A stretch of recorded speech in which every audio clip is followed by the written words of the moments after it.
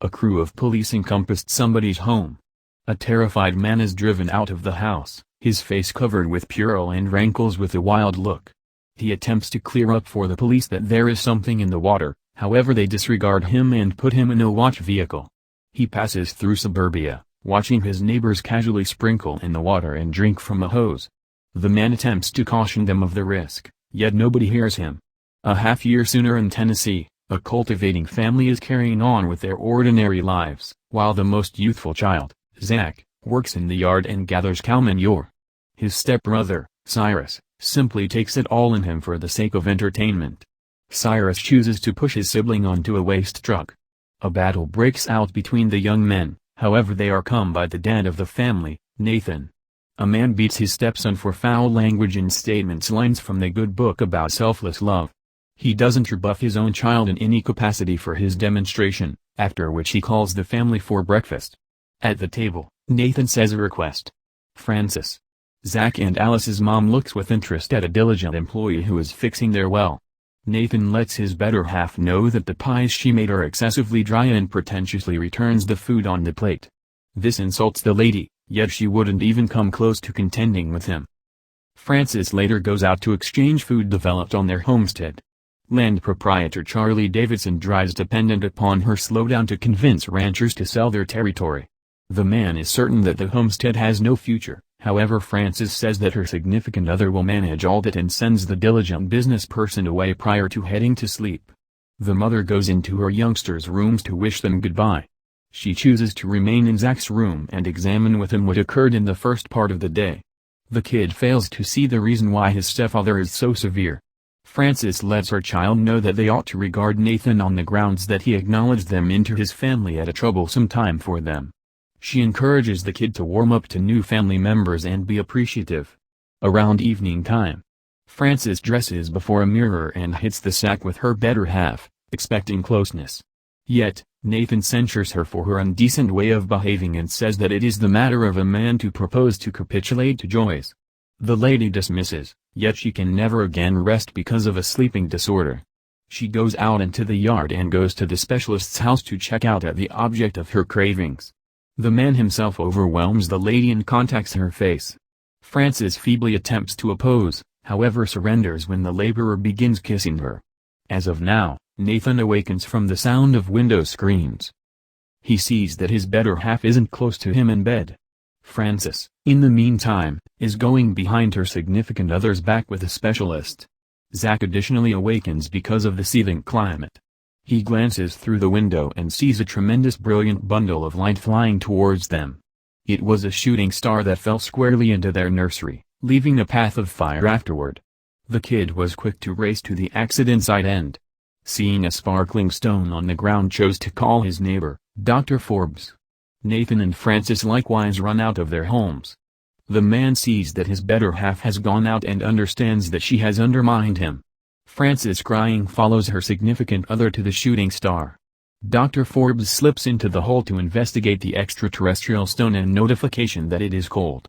He lets the family know that the shooting star will in all probability inflict any kind of damage, yet exhorts avoiding it and hanging tight for a precise assessment. Seeing the strain among Nathan and Francis' drive, Forbes expresses farewell to the neighbors and returns home with his better half. The following day, Charlie Davidson shows up at the clinic to see Dr. Forbes. He figured out that he needs to call the Ecological Insurance Organization about the shooting star and tells him not to. Charlie is anxious about the possibility that after the disclosure of the shooting star, financial backers won't have any desire to purchase land in their city and he will lose truckload of cash.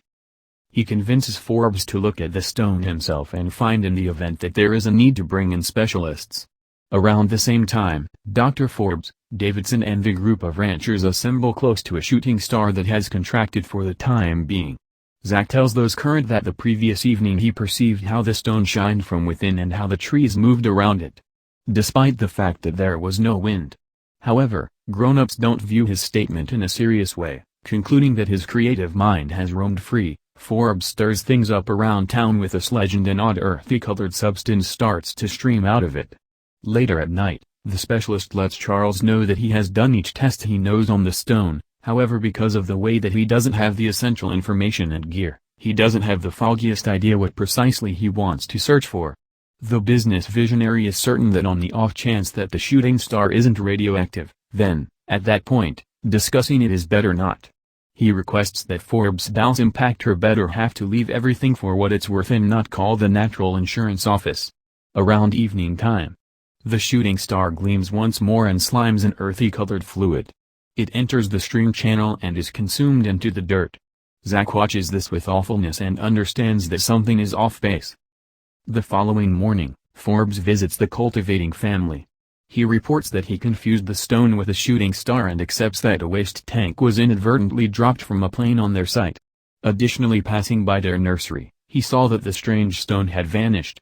Everybody except Zach giggles at the strangeness of the circumstance. The kid is certain that the strange peculiarity that he saw 2 evenings straight was not customary waste. Subsequent to discovering that his homestead is protected, Nathan smoothly draws water from the well and uses it for the necessities of the family. In the meantime, Carl Willis, a worker from the Tennessee organization, shows up in the neighborhood. Charlie Davidson sees his vehicle and takes a seat at his table. At noon, the business person figured out that Willis had come to their city to survey the reasonableness of the land for the development of an enormous repository of water. It is for these reasons that Charlie requests that Nathan sell his property so financial backers can involve it for development. Nonetheless, Willis cautions Davidson that assuming the Tennessee organization figures out that somebody chose to take advantage of this undertaking, then they will abridge all work in one moment. Charlie dismisses it and offers to take the visitor around the city in his vehicle so he doesn't draw in the consideration of nearby occupants. Francis goes out into the nursery to assemble vegetables for cooking. Amazingly, every one of the vegetables developed quickly and started to look very inviting, as though loaded up with juice inside celebrated that their ranch has at last started to prove to be fruitful. The lady begins cooking. She cuts open an immense head of cabbage and finds that inside it is completely bad and thick. Bodily fluid streams from it. Conquering sickness. Francis actually takes a look at the tomato and at the main cut, earthy-colored fluid spurts out of it. At night, Zach subtly depletes the neighbor's hose into a water bottle. As of now, Dr. Forbes can't disregard the episode and faults himself for not informing the capable administrations concerning the shooting star. His better half entices him and says that she believes them should move to a major city and live prosperous. Provided that he tells about the bizarre stone, then Charlie Davidson can overindulge every one of their arrangements. Respecting the tempting influence of his cherished, a man haggles with his soul. At supper, Zach sees that something is off with the food. He won't allow Nathan to get him water and says it tastes bizarre. Child Alice additionally owns up to her mom that vegetables have become appalling in taste. Just Cyrus sees nothing uncommon and proceeds to devour food voraciously. Mother consoles the kids and says that they have been drinking this water for a long time and all is well with it. In any case, the lady herself started to look unfortunate. Her hair was not very much prepared and a colossal rankle showed up all over. Nathan is angry at the protests of the stepchildren and says that nobody will leave the table until their plates and glasses are vacant. Afterward, Nathan waters his apple trees and says thanks to God for a plentiful collect. Unexpectedly he hears the frantic cries of Cyrus, who was gone after by a maddened pony. They, alongside Zach, rush to the guide of the kid and assist him with getting out through the security fencing. Nathan concludes that Cyrus himself terrified the pony, yet he guarantees that the creature has gone off the deep end while treating the kid's injuries. Francis doesn't see how she draws an image on his butt, as though awakening from a fantasy and understanding her odd way of behaving. The lady runs into the room. The peculiarities don't end there. Charlie Davidson shows up at Nathan's home to attempt once more to inspire him to sell the land.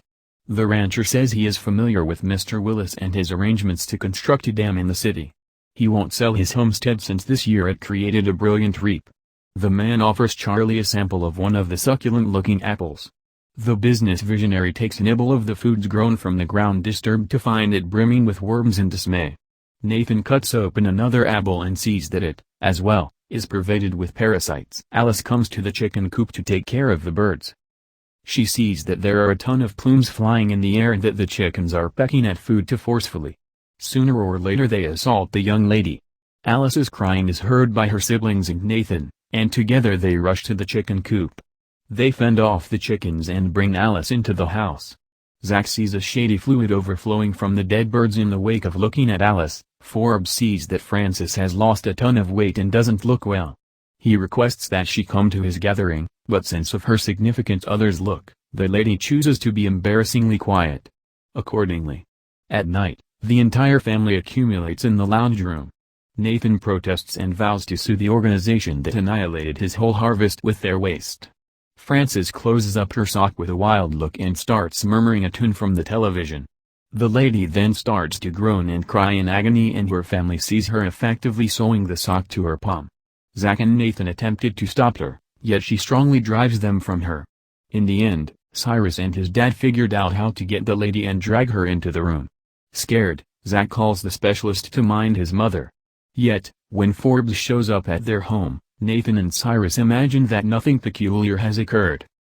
As the specialist leaves, Nathan smacks Zach in the face with a paper.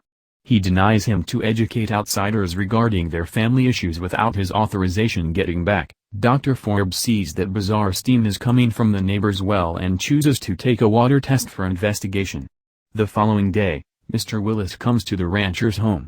A troubled Frances assaults him with a blade in her grasp.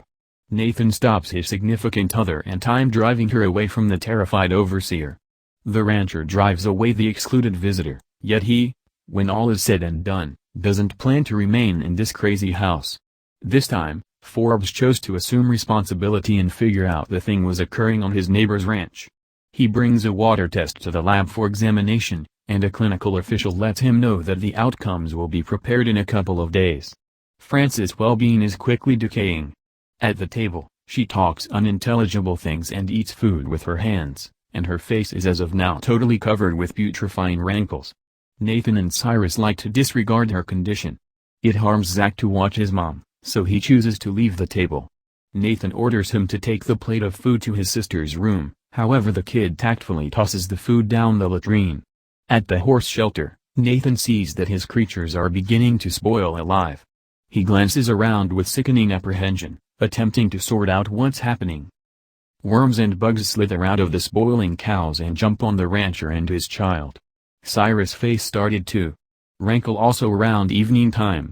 Nathan sits close to his significant other, attached to the bed, and peruses lines from the good book about the 4 horsemen of the end times. The man is certain that the ruler is rebuffing his family on account of the transgressions of Frances. Nathan nods off and his significant other figures out how to break liberated from her securities. Hearing a weird clamor ground floor, Zach chooses to really look at what's happening. Frances unexpectedly shows up before him. Her face is transformed into a vile veil of discharge and her hair has become dim and dropped out. The lady shouts and goes after her child with a fire poker. Nathan awakens from the clamor and strongly hauls the lady into the storm cellar, proceeding to statement the book of scriptures. Cyrus watches all that occurs and with an insane chuckle, advises his dad to kill Frances.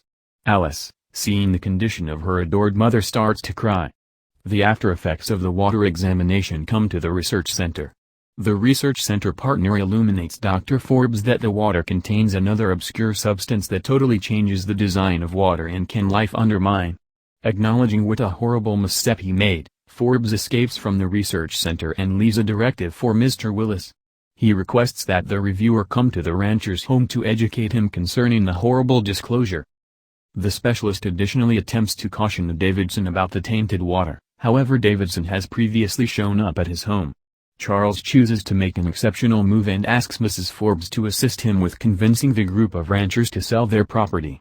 Then the last exchange will be finished and Forbes will have a prosperous future subsequent to offering his home to financial backers. The friends approach Nathan's home, where they are welcomed by snarling canines.